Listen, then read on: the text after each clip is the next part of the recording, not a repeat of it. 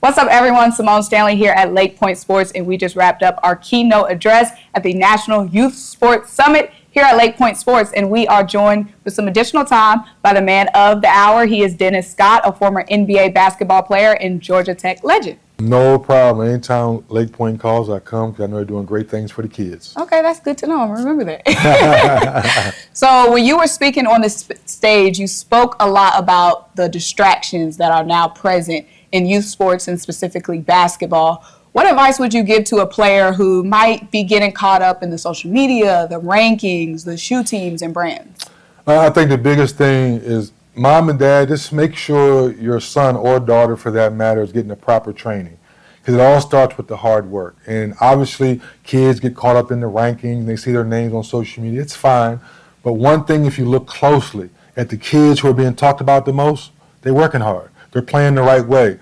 They're being great teammates. So it's not a throw something in the microwave, let me go get 30 points tonight, let me go brag about it on social media, the next game I have 2 points. That calls consistency. Right. So make sure you, mom and dad, is your son and daughter working hard, playing with good people, being in a good program, and then seeing how it bounces. Now, you also spoke on coaches having to be honest with parents, having to be honest with players. What advice would you give a coach that has to tell a parent maybe why their son or daughter isn't getting that play time? The hardest part for we parents is to have someone evaluate your child and it not be the same lens you see. Because you see your son or daughter in the driveway, you see him at the YMCA, wherever he may be to go get shots up, or wherever it's for baseball, football, all it is now.